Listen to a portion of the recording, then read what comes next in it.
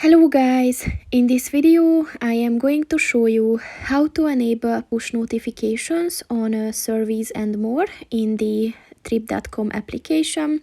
But first I just want to mention, don't forget to subscribe to my channel, because at 10,000 subscribers I am going to show you my whole YouTube revenue statistics and growth strategy, as well as how to make money online. Let's jump into it. First of all, open the application on your phone and then click on the account button at the bottom of the page on the right, and then click on the settings button at the top of the page on the right, and then click on the notifications button, and at the push notifications section look for the surveys and more button. And if you want to receive notifications on them, just click on the white circle next to it, and once it turns blue, the notifications are on.